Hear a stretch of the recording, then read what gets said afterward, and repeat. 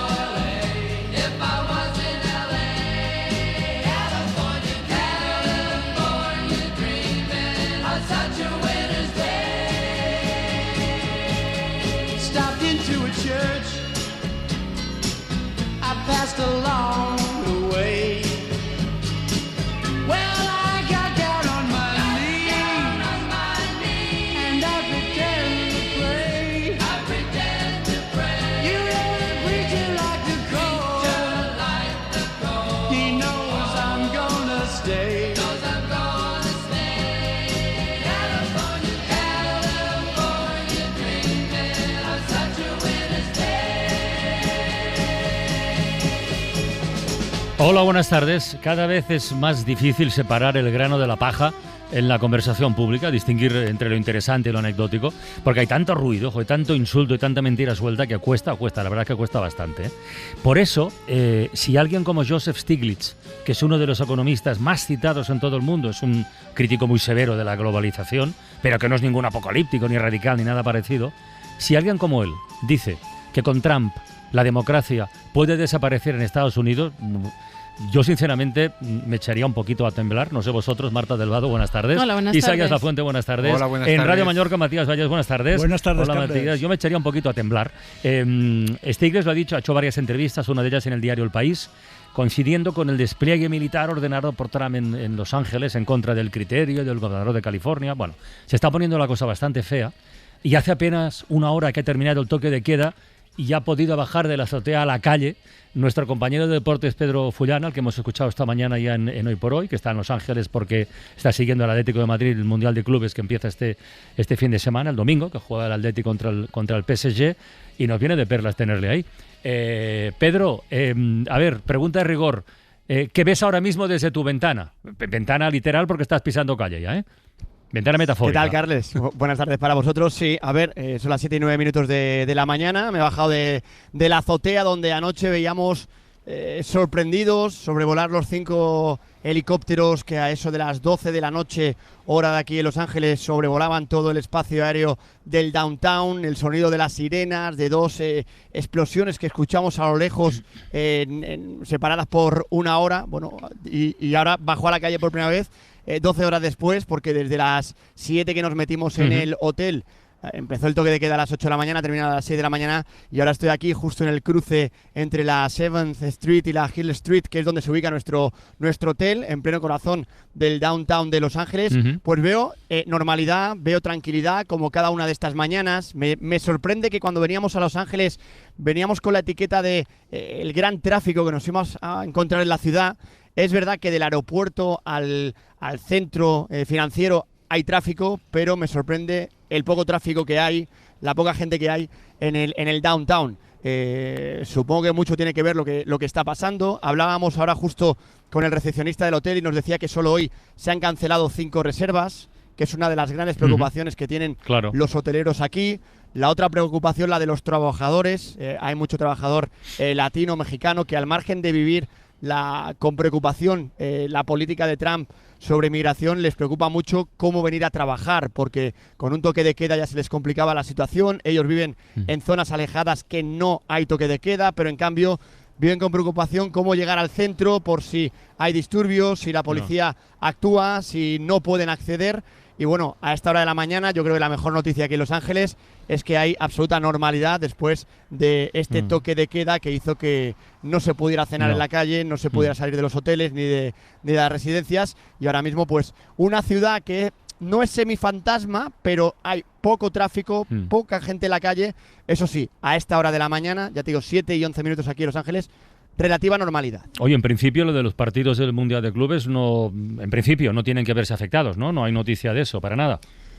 No, por ahora no hay ninguna noticia vale. al contrario, se va a jugar el domingo si no hay nada extraño. La gran preocupación del Atlético de Madrid, que hoy va a entrenar a las 11 de la mañana en el Memorial Coliseum, pasaba por el descanso, porque cuando llegaron se encontraron alguna manifestación que pasaba por delante de la puerta del hotel, porque además están ubicados justo delante del Walt Disney Concert Hall aquí en Los Ángeles y habían reventado una de las cristaleras de acceso al recinto y la estaban tapiando con madera, justo pasando una manifestación, porque están a 5 minutos andando de donde está el Ayuntamiento de Los Ángeles y sobre todo las oficinas de inmigración, que es donde está el núcleo cero de las revueltas, de las protestas y de madrugada de los disturbios y los saqueos, y la preocupación era si iban a poder descansar los jugadores, toda la expedición, para poder hacer su día a día en Los Ángeles con normalidad, entrenar por la mañana y a partir de ahí adaptarse al horario, que son 9 horas menos con respecto a España, para jugar el domingo. Así que de momento digamos que todo está controlado, todo está tranquilo, mucha más seguridad de la normal en los hoteles, sobre todo esta noche han contratado seguridad privada por si las moscas, porque es verdad que los saqueos de madrugada han sido importantes en las últimas jornadas y de ahí el toque de queda, y ahora la preocupación, Carles, es saber qué va a pasar, si el toque de queda ha sido una cuestión de esta noche, porque todos recibimos en nuestro mensaje el mensaje de toque de queda de las 8 a las 6 de la mañana, y la pregunta es, ¿pero esto va a continuar en los próximos días o va a ser solo cuestión de una noche para intentar cortar todo lo que está pasando? Así que con esas dudas a esta hora de la mañana amanecemos aquí en Los Ángeles. Un abrazo, Pedro, descansar un ratito, compañero. Un abrazo, hasta luego. Bueno, igual esa pregunta o esa duda que planteaba Pedro la puede responder nuestra corresponsal en Estados Unidos, Sara Canal. Son las 10 y 13 minutos de la mañana en Washington. Sara, buenos días, buenas tardes. Hola, buenas tardes. No se sabe, o sí se sabe, si va a haber prolongación del toque de queda o no. Bueno, no se sabe porque el toque de queda lo ha invocado la alcaldesa demócrata de Los Ángeles. Aquí un poco estamos a la expectativa de ver cómo evoluciona la situación. La ciudad se prepara para su 6º día consecutivo de protestas y los marines y la Guardia Nacional siguen allí. A ver, aquí no hay señales de que la cosa vaya a cambiarse. Entonces, bueno, está por ver cómo reacciona Los Ángeles, o sea, la alcaldesa, y si veremos una segunda noche de toque de queda. La verdad, aún es temprano para decirlo. No. Sara, al mismo tiempo que están estos disturbios que estamos viendo con las imágenes, hay también un enfrentamiento político de gran calado. Donald Trump hablando de liberar Los Ángeles y de que hay una invasión extranjera, nada menos, en California, pero también Gavin Newsom, el gobernador de California, pues un poco ya empezando a preparar su candidatura, hablando de una dictadura. ¿Es importante este duelo? ¿Cómo se ve allí en Estados Unidos? Sí, es importante, O sea, con esto Donald Trump quiere debilitar al Partido Demócrata. El gobernador de California, Gavin Newsom, es uno de los pesos pesados del partido, sonó como posible sucesor de Joe Biden hace meses, y con esto Donald Trump quiere también movilizar el apoyo en un estado liberal y progresista como es California, ¿no?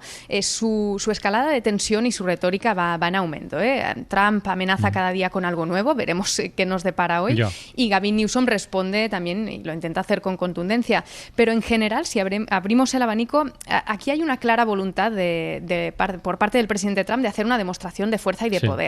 Más allá de la rivalidad con Gavin Newsom, por ejemplo, él busca exhibir mano dura contra la inmigración y contra el crimen. Hay que tener en cuenta que estas protestas empiezan a raíz de las macroredadas de sus servicios migratorios, que llevan meses en varias ciudades deteniendo a inmigrantes en caliente, sin órdenes de detención. Han llegado a arrestar a ciudadanos americanos por error en plena calle. Y luego también Trump está poniendo, en cierto modo, a prueba la lealtad de su ejército. De hecho, llama mucho la atención un discurso que pronunció ayer en una base militar en Carolina del Norte. La imagen fue espectacular, ¿no? Donald Trump con una gorra granate y bueno, a sus espaldas cientos de soldados. Y fue uno de los discursos más subversivos y más belicistas que hemos escuchado. O sea, prometió liberar a Los Ángeles, denunció que está siendo invadida por extranjeros y los soldados aplaudiéndole eufóricos, ¿no? Así que eso también está preocupando. Hay un artículo y de opinión de Xavier Mas de Sassas en la Vanguardia que apunta precisamente en esa dirección que tú dices, Sara, en que esto sería una especie de test o de prueba para ver hasta qué nivel de seguimiento tiene el ejército con respecto a las órdenes que dé su comandante en jefe, aunque sean un poco chocantes, como es el caso de Los Ángeles, que por cierto, él está utilizando un poco la referencia de lo que ocurrió hace 5 años en Minneapolis tras la muerte de George Floyd. Sí, yo recuerdo cuando en aquel momento empezó a tapiar Washington todas los escaparates de las tiendas, de los hoteles, del centro de la capital de ese país. Es que impresionaba mucho curioso ver cómo estaba con esas planchas de madera, todo absolutamente tapiado, y cuando él también decidió sacar a la Guardia Nacional para desalojar protestas pacíficas ahí en Lafayette Square, frente a la Casa Blanca, que salieron montados a caballo, tirando gas pimienta, pelotas de goma. Tú entraste una noche en el larguero tosiendo. Sí, claro, porque es que años, cuando te da ese gas muy de cerca, pues claro, es que no puedes respirar. Es que ¿os acordáis que fue cuando desalojó todo ese parque para hacer una puesta en escena simbólica, que salió Trump caminando con una Biblia frente de la iglesia de St. John's para decir que estos rioters, que me sale, la gente los manifestantes violentos, cuando eran protestas pacíficas, de hecho recuerdo que estaba la gente sentada en el suelo porque la protesta duró horas y horas.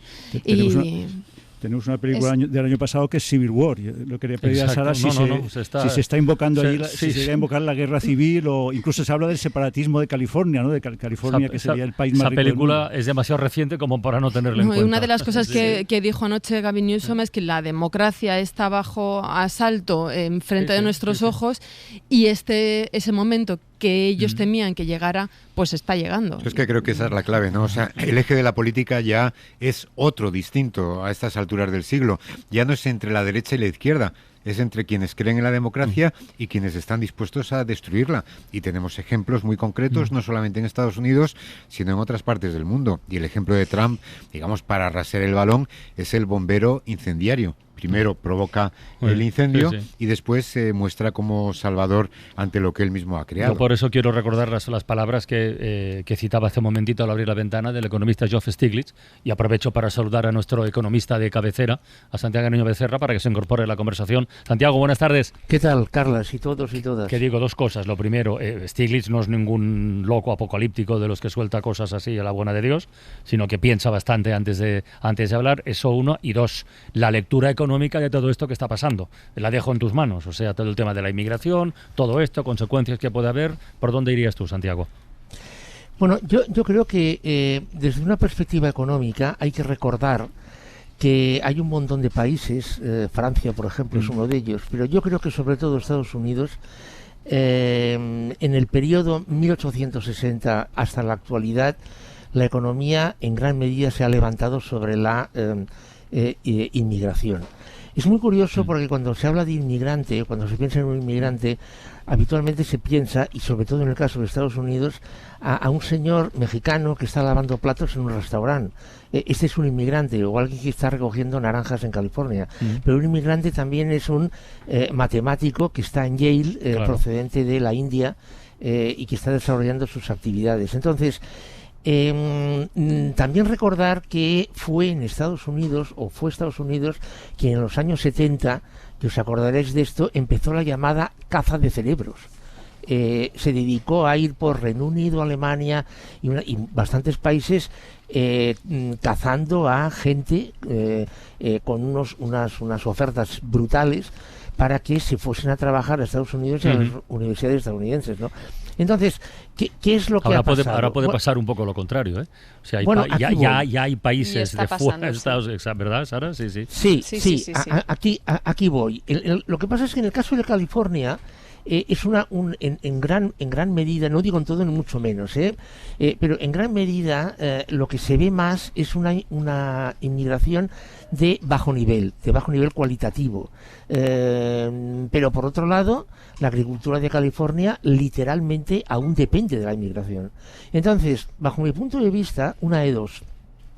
O bien lo que quiere hacer Trump y la administración Trump es cargarse, aunque sea parte de la economía, echando, como él pensaba o decía que iba a echar, a 12 millones de inmigrantes, y que pase lo que sea con la economía, o bien va a buscar solamente aquellas zonas, aquellos puntos en los que sea más sensible la expulsión de la inmigración.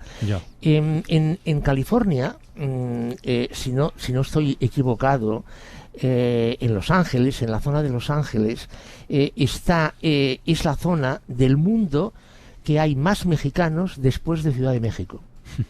Entonces, actuar ahí tiene unas implicaciones tremendas, y yo dudo mucho que fuese capaz de hacer lo mismo en el área de Nueva York, donde también la inmigración económica es muy importante. Puede hablar más castellano parlantes en Los Ángeles que en Madrid, ¿eh? Estamos hablando de... Sí, no, seguro, Matías. Pero yo te quiero decir una cosa, no descartemos en Trump, en toda su visceralidad, la venganza. Él pierde en California 58-38 por goleada, y entonces pues ese estado le va bien. Luego está diciendo una cosa, es decir, es verdad que en Estados Unidos ahora mismo hay cientos de miles de universitarios chinos, no construyendo el ferrocarril como el siglo XIX, no, universitarios.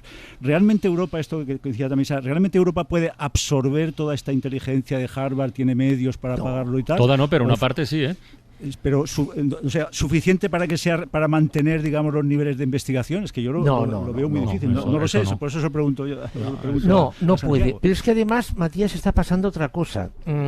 Hay universidades chinas que ya están haciendo, universidades chinas, que están haciendo ofertas de cartas en blanco, literalmente cartas en blanco, es decir, pide usted lo que quiera a investigadores top para que vayan con contratos de 20 años a trabajar a China. El premio Nobel de Medicina, lo que decía en el país ayer mismo. Sí, efectivamente. Entonces, claro, o sea, la pregunta, al margen de las connotaciones políticas, que esto se me escapa un poco, es hasta qué punto la política de la administración Trump será capaz de cargarse partes de la economía de Estados Unidos con esta política. Por cierto, como Didi Sara, dale. No, que yo creo que aquí para Trump, o por lo menos es lo que proyecta, es que para él el fin no justifica los medios, ¿no? Lo hemos visto con los aranceles. Siempre dice que si se sufre un poco al principio no pasa nada porque el objetivo final es el de conseguir la grandeza.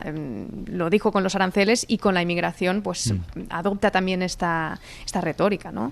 Bueno, acaba de anunciar un acuerdo, además, con China por el tema de los aranceles, ¿no? No sé si consolidado o no, pero hace un ratito ha salido el anuncio de que habría un acuerdo ya entre Estados Unidos y China para el tema del comercio. Pues otra vez tenemos el bombero, ¿no? Exacto. Es decir, subes aranceles al 200% y después llegas a un acuerdo, y en vez de resultar un fracaso, que es lo que es, porque la chulada que se marcó ha sido insoportable en las relaciones comerciales de Estados Unidos, pues ahora se apunta al tanto. Pero es que es tremendo. Para él no lo es, Isaías, y lo cuenta y se remite, lo menciona muchas veces en su libro El arte The Art of the Deal, el arte de negociar, ¿no?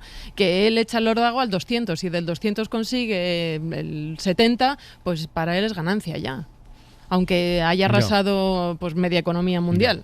Por cierto, que en toda esta historia de los disturbios, de lo que está ocurriendo en Los Ángeles, para entendernos, no podía faltar una buena cosecha, una buena lluvia de noticias falsas, de fake news. Marc Amorós, buenas tardes, ¿qué tal? Hola, ¿qué tal? Buenas tardes. Te echábamos de menos ya hace días que no, ¿qué tal? Pero hay algunas realmente llamativas, ¿no? La primera que, o sea, ¿es verdad que han detenido al comandante en jefe de la Guardia Nacional en California? Porque se negaba a cumplir las órdenes de Trump, que esto lo he leído yo esta mañana. Sí, pero otra vez estas noticias falsas van alimentando esa idea de que llevarle la contraria a Trump tiene graves consecuencias en Estados Unidos.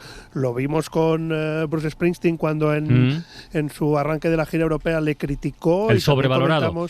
Sí, exacto. Le llamó sobrevalorado, le insultó, le dijo de todo, y también llovieron muchas noticias falsas en contra de Bruce Springsteen, pero esa idea de que ir en contra de Trump pues tiene consecuencias, alimenta esta desinformación. La noticia esta que comentas de la supuesta detención del comandante en jefe de la Guardia Nacional en California tras negarse a cumplir las órdenes de Trump se ha hecho muy viral. Es totalmente falsa. De hecho, el bulo empezó a correr un día antes del despliegue de la Guardia Nacional, así que ya se alimentó el bulo antes de que la Guardia Nacional entrara en acción en California. ¿Qué otros bulos corren con respecto a lo de Los Ángeles, Marc? Venga. Bueno, comentábamos antes los incidentes que se vivieron con la muerte de George Floyd en 2020. Bueno, pues ahora hay una imagen que sucedió entonces en la que se ve un coche de policía arder, que se está poniendo en el contexto de los disturbios actuales en Los Ángeles. Se difunde este vídeo con esta imagen en el que se ve este coche de policía arder, que esto ha sucedido estos últimos días durante estas protestas en Los Ángeles. No es real, la noticia y la imagen está sacada de esos, disturbios a raíz de la muerte de George Floyd en 2020, pero volvemos otra vez a recontextualizar imágenes para crear esta desinformación. Oye, hay una que a mí me llama, que ya intuyo que es falsa, ¿no? Pero vamos, te lo tengo que preguntar. Han aparecido ladrillos pagados, financiados por George Soros para que los manifestantes los usen para defenderse de la policía? No, es otra vez falso, pero la noticia se hace muy viral. Además, se acompaña de una imagen donde se ve una cantidad de ladrillos totalmente bien empaquetados y bien embalados que supuestamente se distribuyen a los manifestantes. La imagen de ese palé con ladrillos se acompaña de mensajes tipo: organizaciones financiadas por George Soros han ordenado colocar cientos de ladrillos cerca de las instalaciones del Servicio de Control de Inmigración y de Aduanas. Se les facilita a los militantes demócratas para que lo usen contra los agentes de policía. Bueno, las imágenes originales otra vez no son ni siquiera de Estados Unidos, aparecen en el catálogo de una tienda de productos de construcción de Malasia. Bueno, pues alguien se ha entretenido a encontrar esta imagen para fabricar esta desinformación, pero una vez más eligen muy bien las palabras, ¿no? Acusan a George Soros, acusan a militantes demócratas de ser quienes atacan a la policía o a la Guardia Nacional. Por lo menos, Marc, han dejado esta vez en paz a Bill Gates, pero yo te quería preguntar, ¿a quién va destinado este mensaje? O sea, ¿es una broma? ¿Estamos haciendo de periodismo cómico? ¿A quién va destinado? Yo creo que no, ¿eh? Nos reímos porque para reírse, pero bueno, que conteste Marc, pero yo creo que no es ninguna broma, ¿no? Mira, una de las técnicas de la desinformación es el jajaganda. El jajaganda es utilizar cosas que parecen muy cómicas, muy graciosas, pero que señalan muy bien quiénes son o quiénes se quieren estigmatizar como los responsables de algo. Y se hace con este, digamos, embalado cómico para que eso se viralice con mucha rapidez porque hace mucha gracia, pero bueno, hay gente que quien quiere pensar que son los demócratas o que hay, digamos, magnates o filántropos financiando todos estos disturbios y quieren creer en esto, ese movimiento anti-woke en Estados Unidos se está, digamos, activando y alimentando con mucha fuerza desde el trumpismo. Bueno, pues esta información sirve para este propósito. Y preparas... Y preparas además el terreno para otra posible fake, porque como a lo mejor en estos días algún manifestante coge un ladrillo y lo lanza a un coche policial, ¡Soros! Pues la gente, la gente Soros. conecta y dice, es el ladrillo de Soros, ¿no? Soros. Pero es la misma mecánica que se utilizó con Bill Gates y las vacunas. Acordaros con el coronavirus, también lo comentábamos aquí en el programa. Bill Gates estaba detrás del coronavirus, de las vacunas, del 5G, nos quería inocular una especie de chip para controlar a la población, etcétera, etcétera. Un chis, como dijo aquel, un chis. El de Murcia, ¿no? El de Murcia.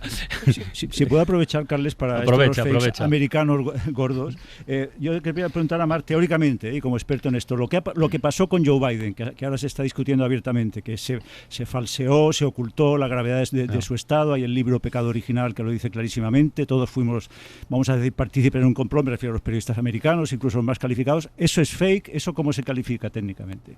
Bueno, una ocultación de información puede ser desinformante, pero si no es pública, al final, cuando la gente no sabe esa información, no puede estar desinformada al respecto. La ocultación de información es algo que como técnica desinformante existe desde siempre. Gobiernos que no son democráticos y que son muy autoritarios quieren un control férreo de la información porque aquello que no se dice no existe, ¿vale? Otra cosa es si hay gente que lo supo y no quiso decirlo o no se atrevió a decirlo o si realmente se le censuró decirlo. Esta es otra historia. Luego, a partir del caso Joe Biden, han habido muchas noticias falsas que han colgado. Incluso ha habido una que decían que se había muerto y que lo habían clonado por un robot y que el Joe Biden actual ya no era humano. Vale, ya me has agotado el cupo. Claro, pero volvemos otra vez al jajaganda. El jajaganda funciona muy bien. Ya lo creo. Sara, ¿alguna cosa más desde Washington por tu parte? Bueno, yo suelo decir que el efecto contagio también de las protestas ha ido en aumento. Hay movilizaciones en otras ciudades como Nueva York, Chicago, Atlanta, etcétera.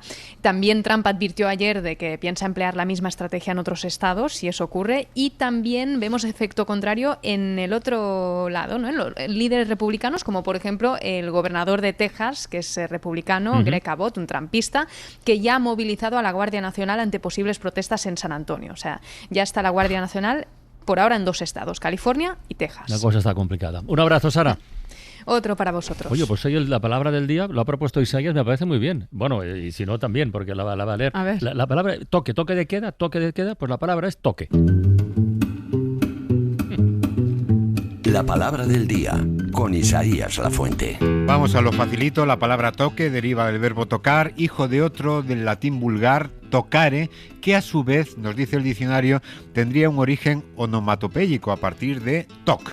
Un toque, pues es la acción de tocar algo, tentándolo, palpándolo o llegando inmediatamente a ello. Y si el toque es reiterado o algo o a alguien, entonces hablamos de toqueteo. Toque es una palabra riquísima en su polisemia, porque hasta llegar al toque de queda, que no es una llamada a un colega para quedar con él, sino la prohibición gubernativa de circular por las calles durante determinadas horas, pues nos quedamos con un puñado de variadas acepciones. Así, un toque nos habla de un contacto físico leve, de un golpe preciso a un balón, de un rasgo distintivo de alguien, un toque de elegancia o un toque de erudición, por ejemplo, de una señal sonora o de un tañido de campana, de una de las técnicas o estilos de la guitarra flamenca, de una pincelada ligera, de un telefonazo a alguien, de una llamada de atención al descarriado. Esto aquí, en el español de ultramar, un toque es además un trago de alcohol en Cuba o un calambrazo en México. Y antes de que me des un toque, Francino, te diré que una piedra de toque es aquello que nos permite calibrar el valor preciso de una cosa, sí, señor. Y para que una cosa ya terminada adquiera todo su valor y la corregimos para perfeccionarla, pues entonces le estamos dando un último toque. Yo no te voy a dar ninguno, pero por la palabra de ayer, por alergia, ¿alguien te da un toque? Me dieron un toque constructivo, sí, porque dije que, claro, a partir de alergia podíamos construir un anagrama que es alegría, sí, es con verdad, las mismas letras. Es verdad. Y entonces de repente me ha escrito a través de Twitter Sebastián Cárdenas, que es un matemático jubilado que ha triunfado en concursos de palabras, como en Pasapalabra, que se llevó un suculento bote, y me dijo que aparte de alegría hay otros 3 anagramas con la palabra alergia, que es aligera, galería y regalía. Y ya me ha picado Sebastián y he visto que también Argelia sería otro anagrama que podríamos construir a partir de alergia. Muy bien. A ver, no sé exactamente lo de la palabra del día, pero la expresión ultra fast fashion. Fernando Bayo, director de Código de Barras. Buenas tardes. Hola, Carlas, ¿qué tal? La expresión ultra fast fashion significa eso. La de compra de moda a lo bestia, de consumo, sí. Con producción a lo bestia, es una tendencia que no ha dejado de aumentar en los últimos años, capaz de generar cientos de colecciones cada año, diría cada semana, sino cada día, a precios irrisorios para los y sobre todo para las consumidoras, porque son ellas las que en temas de moda ultra rápida pronuncian más a menudo un nombre. Me he comprado el vestido por Shein porque he visto que estaba bastante barato. A mí me encanta Shein y estoy comprando muchas cosas. Yo Shein suelo comprar una... Shein, o más bien Shein, que es como se pronuncia realmente en origen el nombre, pero aquí en España lo hemos llamado Shein, al gigante chino de la moda online que se ha convertido en el gran disruptor de la industria gracias a ese modelo basado en algoritmos complejos que evalúan estilos y gustos del público a un ritmo incesante de producción basado principalmente en lotes cortos. Se produce apenas unos cientos de unidades que se lanzan al mercado captando el interés de las clientas y después se inunda el resto del mercado, sobre todo por la vía digital, con mensajes que llegan a generar verdadera adicción. Lo explica Ricardo Tallar, CEO de Flat 101 y experto en negocios digitales. Cualquier persona que tenga instalado Shein en su teléfono móvil sin que haga ningún pedido ni esté haciendo ninguna compra va a recibir un mínimo de 3 notificaciones diarias. Y esas notificaciones no dejan de ser lo que nosotros a veces llamamos hooks, ganchos. Son ganchos para que tú entres en la aplicación de manera recurrente todos los días. Literalmente todos los días. Una dinámica que conocen muy bien 2 jóvenes. Pablo y Leire tienen 24 años y ambos están enganchados a Shein. Básicamente es que me meto todos los días a ver qué hay. Todos los días seguro, porque al final es un poco mi rutina, ¿no? O sea, por la noche al final te aburre y es un poco pues lo que te apetece ver y al final es como lo más entretenido, diría yo. Y si no, es verdad que siempre salen anuncios, entonces ve algo que te gusta y, bueno, igual no entras a comprar, pero aguárdate lo que quieres ver, sí. Y lo que ven constantemente Pablo, Leire y tantos otros millones de consumidores en España, en Europa y en el mundo son ofertas con descuentos imposibles del 60-70%, contadores de tiempo que incitan a comprar de manera compulsiva y muy poca claridad sobre el origen y la calidad de los productos. Sí, yo sé que de este tema quería hablar Santiago Niño, ¿verdad, Santiago? Querías hablar de este fenómeno porque la Comisión Europea además ya puso hace días atrás un poco dio un toque a estas compañías, a estas plataformas, porque están cambiando de manera absolutamente brutal los hábitos de consumo, sobre todo de la gente más joven. ¿Esto en clave económica, Santiago, hay que entenderlo solo por el abaratamiento de precios o tiene otras consecuencias derivadas? Bueno, aquí hay 2 temas que evidentemente se complementan. Si recordáis, cuando hace unos años salió Primark, se dijo que era lo más barato de lo más barato. Y hoy es caro ya. Bueno, ahí voy. Entonces, ha quedado Primark de alguna forma reservado, y debajo ahí tenéis una tienda, a un colectivo que no es el que está ni en Shein ni en Temu, que Temu es la otra gran marca o distribución de producto barato. Claro, el problema que se ha encontrado tanto Europa como Estados Unidos con Shein, y en España también Temu está entrando muy fuerte, es el precio tan reventado que tienen lo que venden. A mí, desde luego, como economista, me es imposible, absolutamente imposible, llegar a saber o llegar a imaginar cómo pueden llegar a esos precios, que incluyen fabricación, transporte, beneficios, etcétera, etcétera. Entonces, estas aplicaciones se han aprovechado, estas plataformas se han aprovechado de una cosa que ahora se quiere frenar, y es el no pago de impuestos, o bien aprovechar la red de correos de los países para inundar de países, de productos los países. En España, si no recuerdo mal, ya se ha fijado un límite en 150 euros.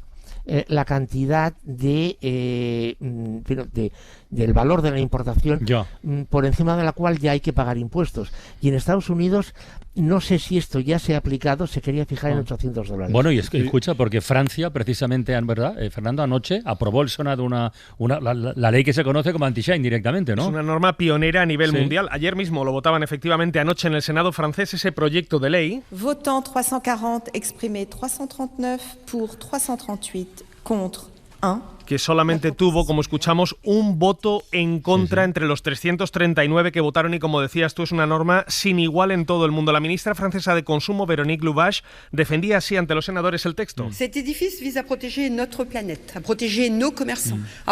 Hablando, como escuchas, si hablas bien el francés, de proteger el planeta y proteger al comercio francés, porque esos son los dos puntos principales de esta norma. No solamente es una preocupación medioambiental, sino también económica. Y el punto fuerte de esta norma, de esta ley, pasa por implementar sanciones de 7 euros por prenda puesta en el mercado en 2027 y de 10 euros de aquí a 2023. Y como decía además Santiago, pues efectivamente hay una campaña iniciada en Bruselas para perseguir a Shein con esas multas, esas posibles tasas de 2 euros a la entrada de esos pequeños paquetes, porque efectivamente aquellos que no superan los 150 euros de valor declarado pasan por aduana sin ningún tipo de declaración de impuestos, y eso permite que se inunde el mercado. Shein, por cierto, que figura en el radar de Bruselas no solamente por esas, importaciones sin impuestos, sino por violar derechos de los consumidores con falsos descuentos y con prácticas, ¿verdad? Prácticas. Dime. No, que yo estoy comprando ahora mismo en Shein, lo digo. Tengo aquí la página delante. Vamos a ver. No hay ningún vestido. Hablamos de vestido de mujer, muchas veces 2 piezas, conjunto. No hay ninguno de más de 20 euros, ninguno. Y seguramente encuentres piezas por 2, 3 euros que dice uno, ¿cómo pueden producir a ese vestido camisero por 9 euros? Entonces, hay una pregunta a Santiago. Entonces, el consumidor no tiene patria. El consumidor es el último ser humano que cree en la globalización. Es decir, donde sea más barato, me es igual que venga de China, de donde sea. ¿Cómo convencemos a un consumidor, sea joven o no tan joven, de que no, en fin, convencerle de que no compre? No se trata de eso, pero ¿cómo se cultiva la conciencia en esto, Santiago? Si es que se puede. Aquí voy, ni la más remota idea. Claro. Y esto, de todas maneras, no lo inventaron los consumidores. Esto lo inventaron las empresas. Claro. O sea, en los años 80 empieza la globalización. Una empresa automovilística quiere una pieza y le da igual que se la traigan de Corea o se la traigan de Malasia para fabricar en Francia, para incorporar a Francia, siempre y cuando cumpla unas calidades, evidentemente. Luego esto, con las plataformas, cuando se empieza a masificar Internet en el año 95, esto crece como la espuma. Entonces, claro, tú, Matías, dices 9 euros. No, es que, como habéis apuntado, es que en esas plataformas puedes encontrar prendas a 2 euros o a 2,5. Claro, y lo más... Lo más tremendo de esto, Santiago, es que, se cuelan en este comercio incluso gente muy progresista que después se manifestará por el comercio local, se manifestará contra la explotación de los trabajadores, y no te puede llegar una prenda desde 10.000 kilómetros producida con una materia prima. Si no hay explotación, no te puede llegar a 9 euros o a 5 euros a tu casa. Es imposible. Únicamente podría ser si el nivel de automatización y robotización fuera tan salvaje que realmente no la fabricaran humanos. Pero esto hoy en día aún no hemos llegado a esto. Hay que pensar en el nivel de explotación. Entonces, claro, exactamente. Entonces yo, si me permitís, quisieras añadir otra cosa. Entonces, si a esta prenda de 2,5 euros se le pone una tasa, impuesto, llamadlo como queráis, de 10 euros, pasa a ser de 12,50. Entonces, el consumo de esas prendas bajará, evidentemente. Pero ¿aumentará el consumo de prendas de 11 euros que se vendan en un comercio local? Esa es la pregunta. Oye, Fernando, estas empresas se las saben todas. Lo de los falsos descuentos que decías. Sí, porque es que muchas veces, efectivamente, decíamos, vemos esas camisetas, esos vestidos a precios tan sumamente llamativos, esos descuentos que saltan a la vista constantemente en flash de 60, 70%. ¿Cómo va a haber tener un producto un 70% de descuento de manera permanente? ¿Cómo se le llama eso? Eso se llaman patrones oscuros. Los define muy bien una asociación europea de consumidores, 25 organismos, que la semana pasada le ponían ese nombre, patrones oscuros. Una de ellas es CQ, Nieves Rodeiro, es su portavoz. Un ejemplo que seguro todas podemos reconocer con facilidad es cuando vemos que nos dice quedan 3 unidades de una prenda. No podemos comprobar que esto sea real, pero existen muchas otras técnicas, como podría ser el estar enviándonos notificaciones constantes, o en el caso de Shein, todos los regalos que ofrece, o los temporizadores, ¿no? Porque nos dice que dan 5 minutos para que hagas uso de esta oferta. Patricia Suárez, que es presidenta de Asufin, otra de las asociaciones que denuncian esos patrones oscuros, nos habla de otras técnicas engañosas que van desde el confirm shaming. Hacerte sentirte culpable si no aceptas determinadas opciones, determinadas ofertas, con mensajes como no quiero ahorrar dinero, al bombardeo de mensajes a deshoras, literalmente a deshoras, o el uso del scroll infinito. Con el móvil estés viendo prendas y más prendas y más prendas tirando hacia abajo y se va cargando cada vez más, y esto impide que veas la información relevante para tu bolsillo, como es la política de devolución, los cambios. Técnicas ilegales que generan literalmente una adicción a las compras compulsivas gracias a métodos que en muchos casos nos cuentan se parecen a los de los casinos. Tema interesantísimo, de verdad. Tema interesantísimo. No vamos tarde ya para regular esto. Vamos tarde en casi todo, pero bueno, nunca es tarde si se empieza a hacer algo. Ahí cambia el refrán. Ahí, algún día hay que empezar a hacer algo. Oye, quiero hablar de otro asunto económico y como vamos a ir a la tierra y al periódico de Matías, quiero que respiremos un poquito con la música. A Matías además le va a encantar. Nina, quanta feia con ese canviador. Vaig venir cap a tu en lo meu millor. Penso al dir jo era un sentimento nou.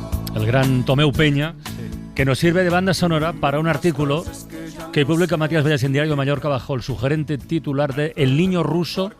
Escucha, Santiago, El niño ruso que compra mansiones mallorquinas de 3 en 3. Y dice: el Ministerio del Interior concede en 2023 un pasaporte válido hasta 2031 a un niño ruso de 4 años radicado en Mallorca. Al gobierno no le preocupa que el niño en cuestión sea hijo de un señor de la guerra ruso en la órbita de Putin, en cuanto fabricante de helicópteros que matan a los ucranianos. Al gobierno no le preocupa que el padre del niño figure en la lista de sanciones de Estados Unidos, Canadá, Australia, Suiza o países de la Unión Europea. En 2024, al año siguiente de lograr su pasaporte, el niño ruso de 5 años compra 3 mansiones adyacentes en la costa de Calviá. Cada una de las 3 mansiones ocupa más de 700 metros cuadrados en una parcela de primera línea de costa de 10.000 metros, una transacción más que millonaria. A los centinelas públicos de la pureza de las compraventas inmobiliarias no les preocupa que un niño ruso de 5 años firme, en plena guerra de Ucrania, una de las mayores operaciones inmobiliarias de la Mallorca contemporánea. Tampoco al gobierno le preocupa que un niño ruso de 5 años compre en plena guerra mansiones mallorquinas por triplicado, donde el chaval acogerá hospitalario a su padre y señor de la guerra. El niño ruso compra las 3 mansiones el mismo día. La pulcra anotación en el registro consigna con frialdad que se convierte en propietario del 100% de las acciones. Pero ¿esto cómo puede ser, Matías? Sí, este niño es ruso, es el niño más rico de Mallorca ahora mismo, pues, de cualquier nacionalidad, y no sé si de España, quizá algún oyente nos puede decir, no, que conoce algún mayor, pero entonces la perplejidad que tú dices, que no la sé resolver, es la misma que yo pues planteo con el artículo, es decir, que en ningún momento hay cosas que se llaman PEP, personas expuestas políticamente, hay sanciones, hay vigilancia, todos los fedatarios y registradores han de ser muy cuidadosos cuando ven algo sospechoso, y claro, un niño de 5 años ruso que recibe el pasaporte cuando ya ha empezado la guerra de Ucrania, que también es curioso, que es el hijo del fabricante de los helicópteros de guerra, por supuesto multimillonario ruso y colega de Putin, sancionado en numerosos países. Cabe preguntar, yo te haría la pregunta al revés, Carles, ¿qué tiene que pasar para que salten las alarmas, ¿no? ¿En qué momento dice, no, hasta aquí hemos llegado y esto ya no se puede permitir? Sin olvidar algo que incluyes en el final de tu artículo, cuando dices, mientras el gobierno y los centinelas se desentiende de la procedencia de los millones rusos, se pide a los mallorquines de a pie que sean generosos con Ucrania. Que es y así fenómeno, sucesivamente. Es una paradoja curiosa también. Ha ocurrido en toda España y ha ocurrido, por supuesto, en Baleares, que hay gente todavía que tiene acogida a inmigrantes, a familias ucranianas que han tenido que huir por la guerra. Se nos pide un sacrificio económico, que Santiago sabe mucho mejor que yo, y mientras tanto, pues estas inversiones continúan. Además, cuidado, el pasaporte se le concede a este niño para que sea español, tan español como nosotros, ya cuando ha empezado la guerra. Es decir, esto es lo curioso. Santiago, ¿te cabe en la cabeza esto? Sí, ¿no? Bueno, sí, me cabe en la cabeza todo, pero es que a mí lo que me sorprende es que un menor tenga en España capacidad legal para comprar. Porque para comprar hay que firmar un contrato. Pues claro. Él va tutelado, va tutelado con otra hermana del magnate, pero bueno, el comprador es el niño, o sea, el propietario, por decirlo así, es el niño, 100,0% de las acciones de estas 3 mansiones, eso está registrado. En fin, sin comentarios. Sin comentarios. Bueno, tú te preguntabas, Matías, qué tiene que pasar, pues a lo mejor si se apellidas el niño Ábalos, entraríamos. No, por favor, no. Tony Martínez, capitán de Todo para Radio. Bonsoir. No dejes que te pisen el terreno, venga. No, bonsoir. Oye, está... Bueno. Hay mucha gente comentando ese mensaje de Santiago Abascal diciendo que hablaba en francés. Eso no... Yo creo que eso era un mensaje en clave. No puede ser que eso fuera en francés. Yo creo que era un mensaje dirigido a alguien, era un mensaje a los extraterrestres. Pero cuenta lo que es, por igual alguien no sabe de qué. O satánico o algo. Es un mensaje, es un discurso de Santiago Abascal en un acto del Frente Nacional. Y pues parló... il parlait... Qu'est-ce qu'il a dit? No, qu'est-ce qu'il a dit, ni hablar. Qu'est-ce qu'il a dit, bueno. Qu'est-ce qu'il a dit, dice Francine.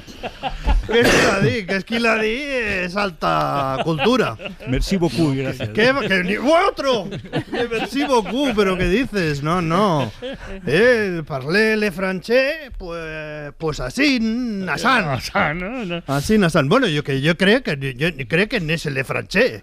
Yo creo que ne français. Bueno, pues la cara de Le Pen era maravillosa. La cara sin saber muy bien qué hacer. Incluso la de Santiago Abascal. Yo creo que se asombraba a sí mismo. Oye, está Ana Morales también. Sí. Hoy en todo por la ciencia o ficción. En todo por la RAT. En todo por la RAT o Radie. La Radie, sí, hablemos bien. Tout per la Radie. Tout per la Radie. Y hablando de ciencia y ficción y les especialistas, por supuesto. Sí. Y con d'habitude. Con d'habitude es mucho, yo creo. Yo creo que tienes ahí un francés demasiado culté. Un francés no sé, pero como tenemos a nuestro bulólogo particular, vamos a hacer una cosa. Santiago, tú no te marches, pero tenemos que poner punto y final a la crónica económica, digamos, al hacer números. Hacemos números con Santiago Niño Becerra. Y lo seguiremos haciendo la próxima semana, pero ahora queremos jugar. Venga. Y jugamos todos. Santiago, Matías, Fernando, Isaías, Marta, Tony, un servidor. Marco Amorós, verdadero o falso. El gran juego de las fake news. Venga, vamos con primera noticia. Lo he presentado bien, ¿no? Sí, fantástico. Venga, vamos. Una encuesta muestra que casi el 25% de los norteamericanos opina que Hitler fue una buena persona. Sí, verdadero. Verité. No, falso. A ver, un 25%. ¿Cuánto? ¿Qué porcentaje? 25%. Una encuesta muestra que casi el 25% de los norteamericanos opina que Hitler fue una buena persona. Verité. Verdadero. Venga, verdadero. Va. Pues Bueno, es falso. Pues es falso, claro que sí, hombre. Es falso, la noticia ha sido muy viral, la publican como si la citara un periódico de Journalism Post, pero es totalmente falso. Los datos reales dicen que solo el 1% de los norteamericanos piensa que Hitler fue una buena persona.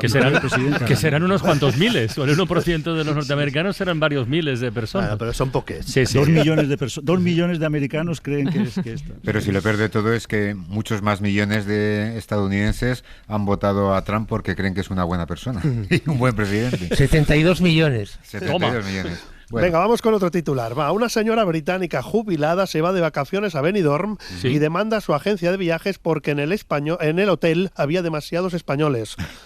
A ver, Santiago, tú primero, que esto tiene tufo económico. ¿Verdadero o falso? Esto podría ser cierto, ¿eh? Podría ser cierto esto. Yo estoy con Santiago, ¿eh? Yo creo que es falso. Yo voy a decir que es cierto. Falso. Yo con el profesor, verité. ¿Marta? Yo creo que es verdad. Verité.